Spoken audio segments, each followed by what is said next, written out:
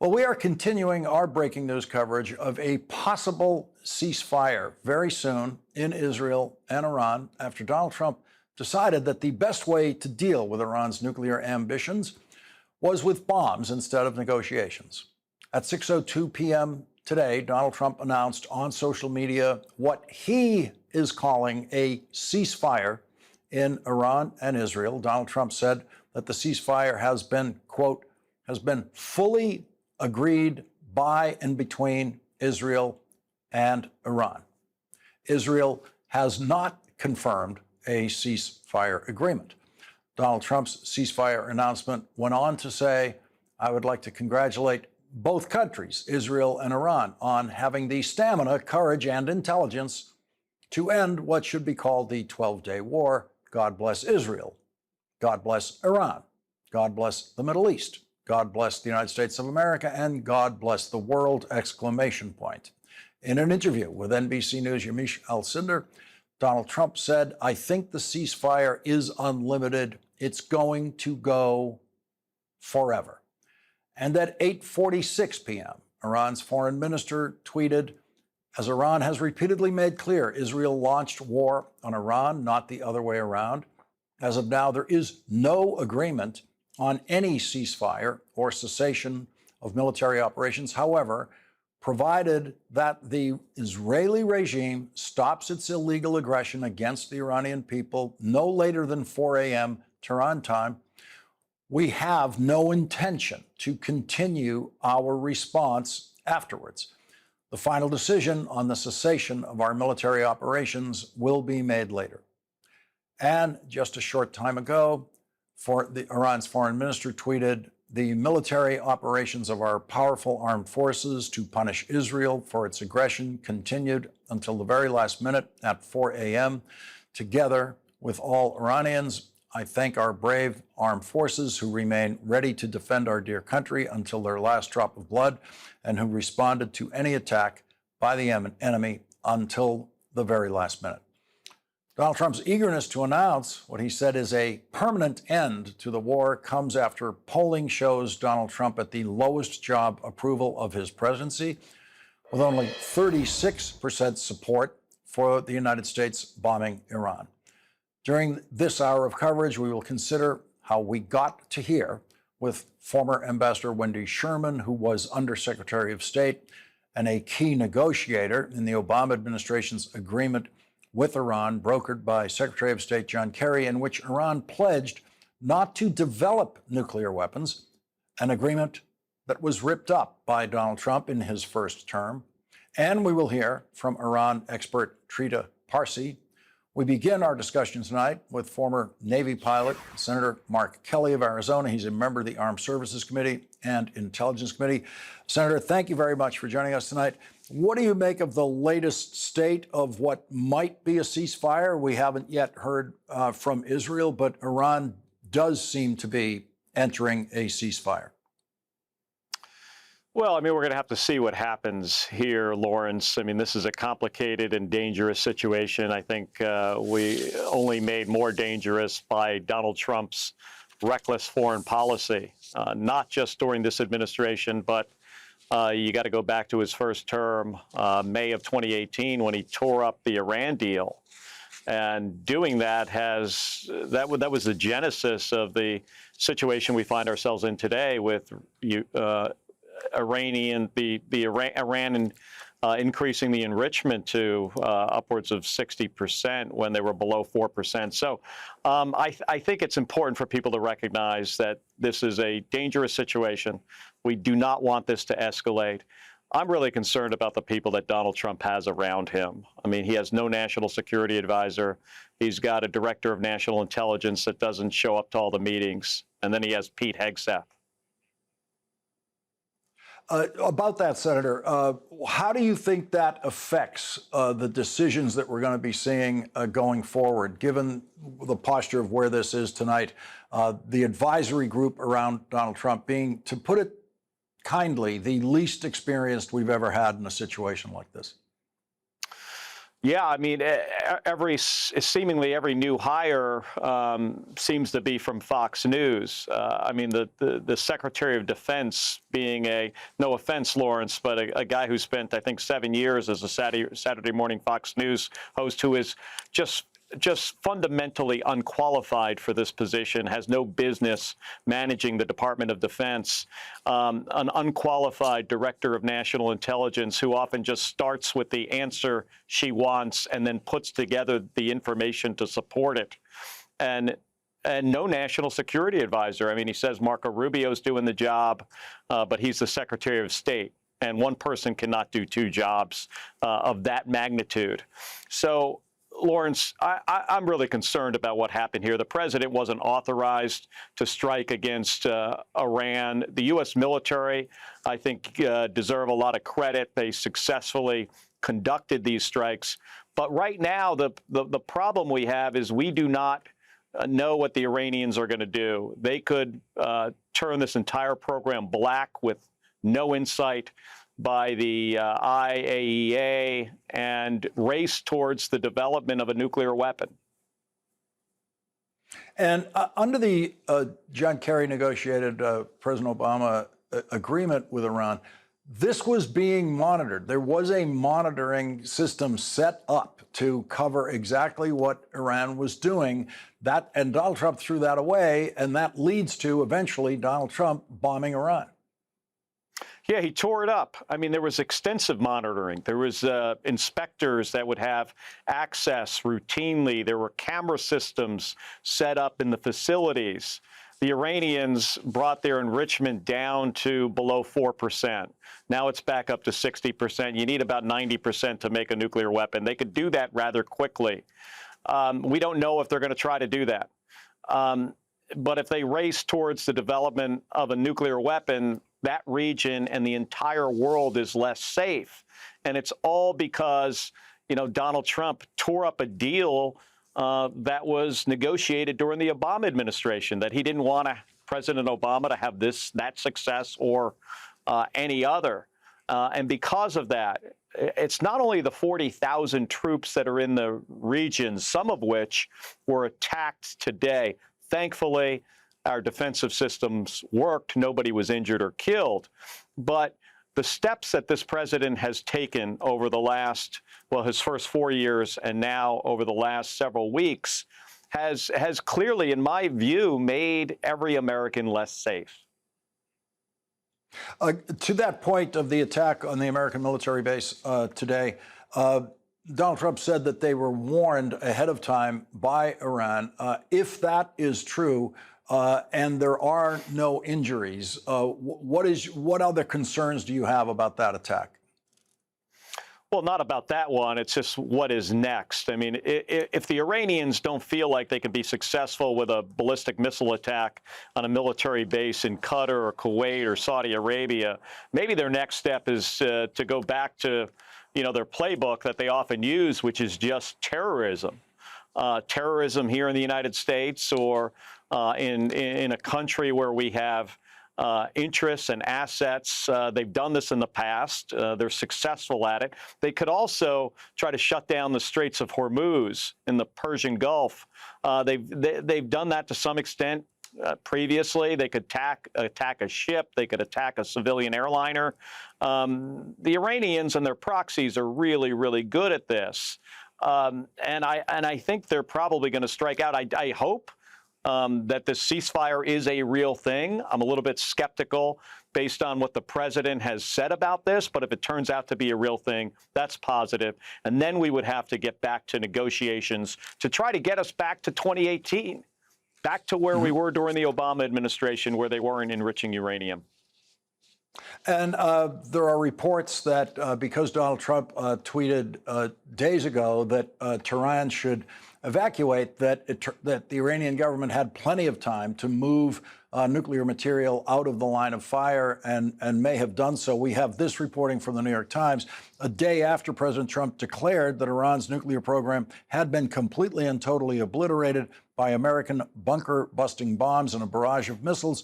The actual state of the program seemed far more murky, with senior officials conceding They did not know the fate of Iran's stockpile or near bomb grade uranium. Do you expect on the Armed Services Committee and the Intelligence Committee to get an assessment from officials about what they know about what was destroyed and what may still have survived?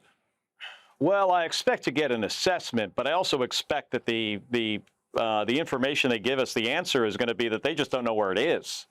And BDA, bomb damage assessment of an attack on a building, is a really hard thing to do. These facilities are underground.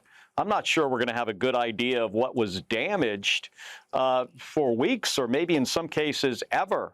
And we might not know where they took this uranium. If they can put centrifuges back together or whatever they have, they can further enrich it. So I'll get some answers tomorrow, especially on the Intelligence Committee. But I'm not confident that it's going to give us any kind of confidence that we are in a much better situation today than we were last week. Arizona Senator Mark Kelly, thank you very much for starting off our discussions tonight. Thank you, Lawrence. Thank you. Thank you. And coming up, former Ambassador Wendy Sherman, who was a key negotiator in the Obama administration's Iran deal that Donald Trump, in his first term, ripped up. She will join us next.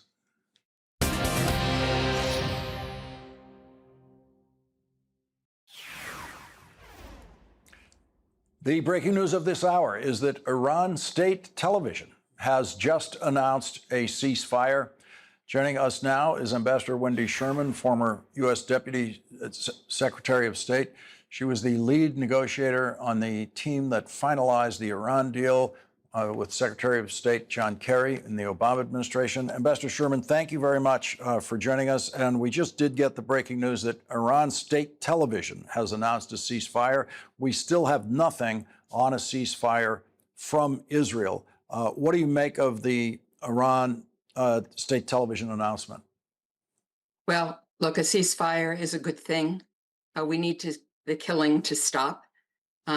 As Senator Kelly said, in many ways, President Trump lit the match for this war, short as it was, in 2018 when he pulled out of the Joint Comprehensive Plan of Action, the Iran nuclear deal. And now he's playing firefighter, getting to a ceasefire with the good help of Qatar, I believe. And yes, I would like to hear from Israel that it's going to acknowledge and follow through on the ceasefire. It takes two to achieve a ceasefire, and we still have a long way to go to get from a ceasefire to a sustainable peace and a negotiation with Iran that gets us back to a place, a different place, because Iran is going to be in a different place than it was when we negotiated. So the reports tonight are that we do not know how much of the Iran nuclear program was destroyed, how much of it was preserved. We have no way of knowing that as of now. And so it seems if there is a ceasefire, and that includes no more bombs from Donald Trump, that the only option that the Trump administration has is, as you say, exactly the kind of negotiations that you and Senator and Secretary Kerry succeeded at with Iran. Well, I think Iran, and Trita Parsi will have some insight in this as well. I think Iran is likely to hunker down, to be very cautious and wary of negotiations, given what's happened over the last several days when the President of the United States said, I'm going to give 2 weeks for a negotiation. It was all a deception to, in fact, bomb Iran's nuclear sites. We want all those sites to disappear. We want Iran not to get a nuclear weapon. No one wants Iran to get a nuclear weapon. But I worry, as Senator Kelly does, that Iran had enough warning that it hid a lot of that 400 kilograms of 60% enriched uranium, enough advanced centrifuges, and there will be many what I call hardliners inside of Iran who will now want to go for a nuclear weapon, believing it's the only way to deter Israel from attacking again, or from the United States attacking again. So I think the IAEA is likely to be kicked out of Iran. Whether they leave the Nuclear Non-Proliferation Treaty or not, I don't know. I would expect that the Europeans will, when the snapback provision of the original deal comes due this October, they'll have to notice before then. We'll probably use that snapback mechanism. But quite frankly, having sanctions reimposed that may have come off won't matter much to Iran given what it has gone through. So I think Iran hunkers down. I think we will not know what's going on. You know, I was thinking about this, Lawrence. Add one more thing. I remember so vividly in 2009 when the United States, the UK, and France announced that we had found through intelligence a secret facility named Fordo. The IAEA had not known about it. Through our joint intelligence operations, we were able to find it. I hope that we can get from this administration accurate intelligence, accurate bomb damage assessments, and that we can all have faith that what we're being told is the truth. Where would we be tonight if instead of ripping up the deal you and Secretary Kerry negotiated, Donald Trump had decided to become the enforcer of that deal? Well, to give you a comparison, Lawrence, I'm not a nuclear physicist, but the analysts that I've read over the last few days believe if that highly enriched uranium to 60% is hidden away with some advanced centrifuges, that Iran can very quickly make a dirty bomb and can probably within 4 or 5 months weaponize that amount, attach it to a launch vehicle, and have itself maybe not a well-tested, maybe not tested at all nuclear weapon. So we would have no way of really taking action if things move that quickly. Under the Joint Comprehensive Plan of Action, we had at least a year till breakout. And during that year, the IAEA, as Senator Kelly said, had eyes on everything from the uranium that came out of the ground all the way through the process to see whether nothing had been covertly taken away. It came out the other side exactly as it had gone in terms of amounts and quantities. We had eyes on every part of the nuclear fuel cycle that Iran knows so well. You can't bomb away knowledge. And so, indeed, we would have been in a much, much better place. We would have had the time, if Iran had tried to break out, to take military action if that was necessary. But we also may have had a relationship to deal with what became a very toxic Middle East. I'm glad for the ceasefire. I hope that it can lead to peace, to real peace, to a negotiated settlement that allows Iran is going to still want to enrich uranium. The administration and Israel have both said, no, everything has to be dismantled. I still think that's going to be a point of great contention, but we'll see where we go. What would Iran's incentive have been to fully comply with the deals that you negotiated? Well, they had sanctions relief, which was critical to them. Their economy is in a very difficult place. It was in a very difficult place then. They could be welcomed back into the international community. They were open to discussing issues like Hamas and Hezbollah and the militias that are so toxic in the Middle East. And yes, I'm glad that Hamas is weaker, that Hezbollah is weaker, that Assad is gone, that there's been a lot of pushback on Syria militia. All of that is good. But indeed, I think we would have been in a very, very different place, and we wouldn't have gone through all of the death and destruction. And the last thing I would say that's really important for none of us to forget, we still don't have a negotiated agreement with Putin to stop his horrible and illegal invasion of Ukraine. We still don't have a ceasefire in Gaza. We still have Gazans who are starving, and we don't have the hostages returned to Israel, nor can we ensure Israel's security given the current situation. So there's a whole lot of work yet to be done. I know the president is hopeful for a Nobel Peace Prize, but it's going to take a lot more work for him to qualify, in my view. Former Ambassador Wendy Sherman, thank you very much for joining our live coverage of this continuing situation tonight. Thank you. Thank you, Lawrence. And coming up, Iran expert Trita Parsi will join us for more of our breaking news coverage of what appears to be a ceasefire in Iran. We have not heard from Israel on the ceasefire, but Iran state television has said that there is a ceasefire. We'll be right back. One of the agencies that Donald Trump has been trying to destroy is the Voice of America, which after World War II began broadcasting news all over the world, including to countries suffering under dictatorship where free speech is not allowed. Voice of America had been broadcasting into Iran for decades, but the Trump team tried to end all of that. Steve Herman, former Voice of America's chief national correspondent, reported more than a dozen Voice of America Farsi journalists who were emailed termination notices from Kari Lake on Friday have been ordered to return to work Monday. They're still set to lose their jobs September 1st. Joining us now is Iran expert Trita Parsi. Trita, thank you very much for joining us tonight. I just want to get your reaction to that news about the Voice of America and the Trump administration approach to this.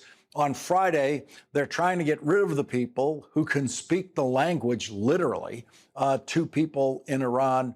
And by Monday, they realize they need them back. I have to be very frank with you on this one. Over the course of the last 10, 15 years, VOA Persian has completely lost much of its audience in Iran because it had become increasingly propagandistic. There was a time in which it was actually providing real, valuable news into Iran, which was clearly much needed, but it had increasingly become an instrument of policymaking, and as a result, increasingly lost its legitimacy and its viewership in Iran.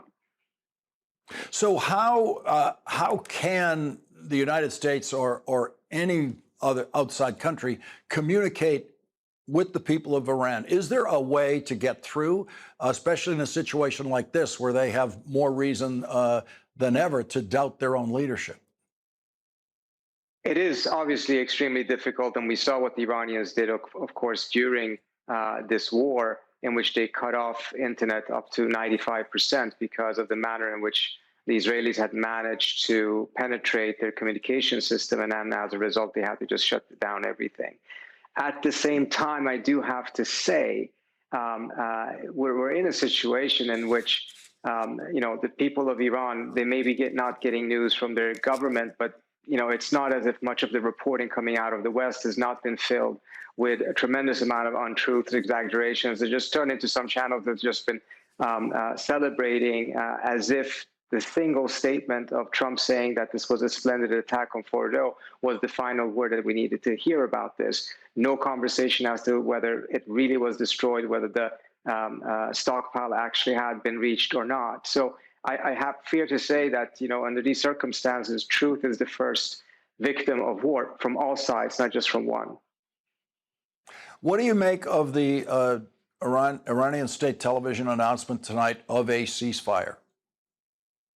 I think there is a ceasefire. I think the way that this needed to be finessed on the Iranian side is to essentially say that it came into effect after the Israelis first stopped firing, whether that is just 2 seconds before the Iranians did or not, because the Iranians insist that Israel, of course, started this war, and as a result, they needed to stop first. But there is a ceasefire.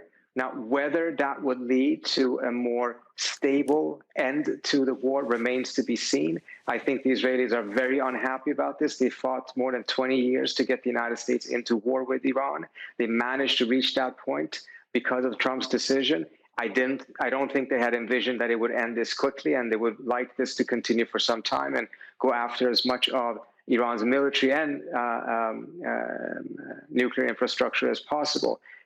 So I suspect that there's going to be a rather unstable one, and probably one in which the Israelis will continue to do a lot of the sabotage and intelligence operations that they're doing from inside of Iran that nevertheless stops short from actual military attacks from Israel. But this by no means means that the conflict as a whole necessarily is over.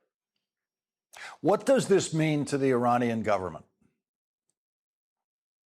The Iranian government is deeply, deeply unpopular. But nevertheless, despite of that, we saw a tremendous amount of rallying around the flag phenomenon once the Israelis attacked, and particularly mindful of how the Israelis attacked. In the beginning, they were striking a lot of apartment buildings to kill Iranian officials, but they killed a tremendous amount of civilians as well in the middle of the night. 2 or 3 days into the war, the Israelis announced that they had set off 5 car bombs in Tehran. If the Iranians had intelligence cells in Israel that were setting off car bombs, I think we would have correctly called that terrorism. So given that, there was a tremendous rally around the flag phenomenon. But I think it was somewhat similar to what happened inside of Israel after October 7th. People rallied around the flag, but they didn't rally around the leader. Bibi Netanyahu's numbers didn't go up, but Israelis nevertheless rallied around the flag. Similarly to that, I think the Iranians rallied around the flag, but not around their government. Going forward, what happens within the Iranian government? Does this create different power centers? Does this create conflict within the government? There's going to be a tremendous amount of suspicions inside the government because clearly their government had been penetrated by the Israeli Mossad. And there's going to be a very vicious effort, I would suspect, to try to identify and root out whatever sleeper cells or other things existed inside of it. I think one thing we also have to understand, mindful of the fact that prior to the ceasefire, Trump started to talk about regime change, which of course the Israelis had done for several days now.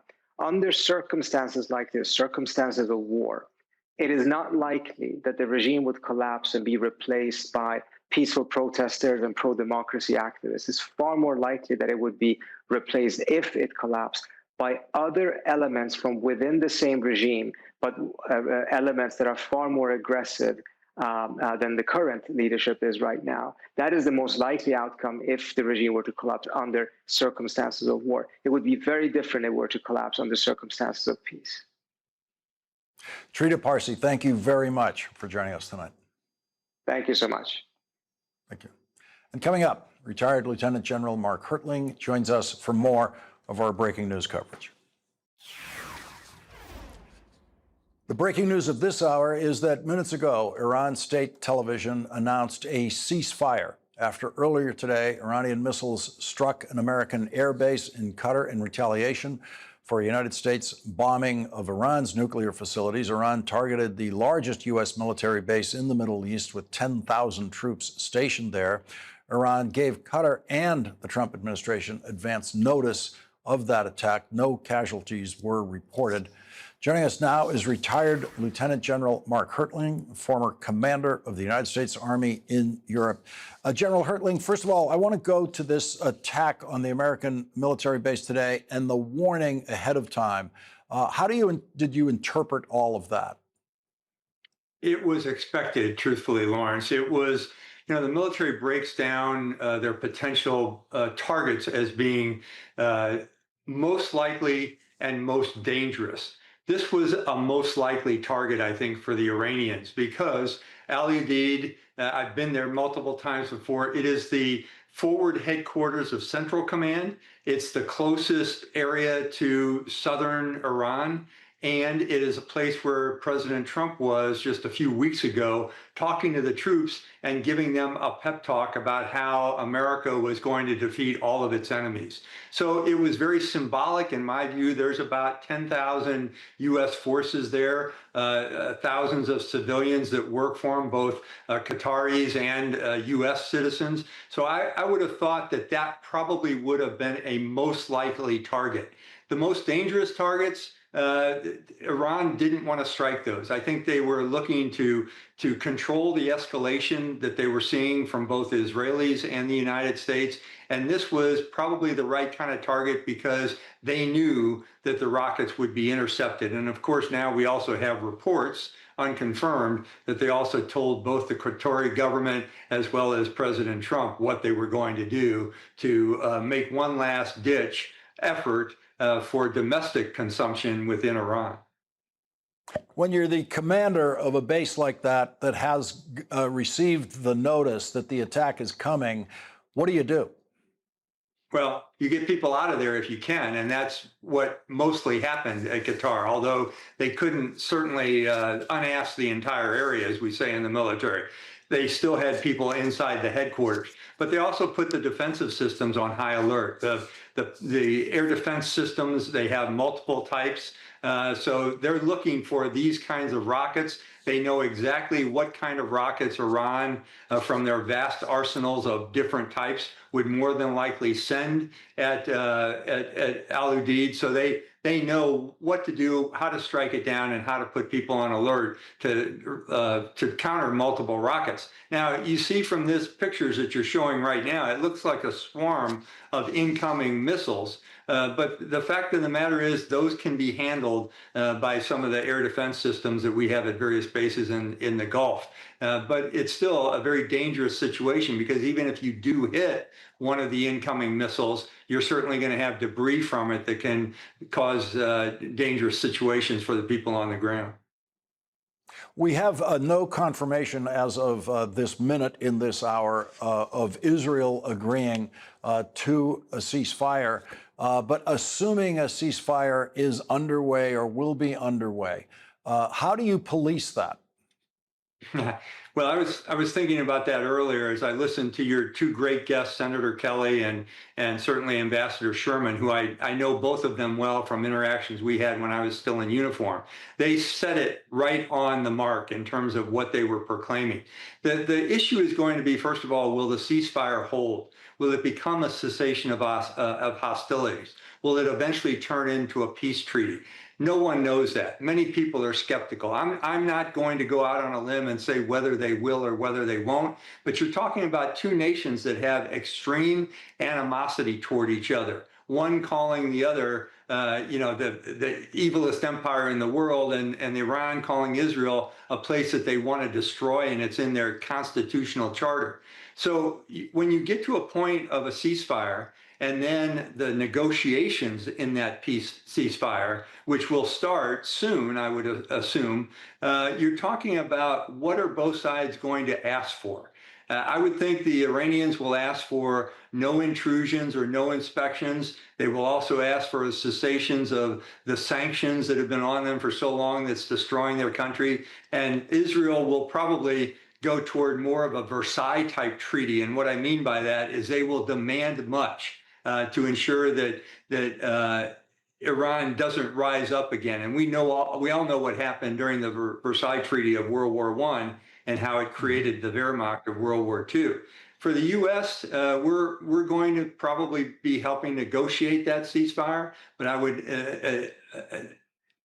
would assume that the president is going to understand that there are going to be many other nations who are going to be interested, not just from the region, but from other locations like Russia and China and North Korea and others, who are going to be very interested in what happens with this ceasefire and the way forward for Iran. So this is going to be it's going to be complex, Lawrence. It's going to be sporty, as one of my best friends says, when these kind of situations occur, and it's going to be troublesome.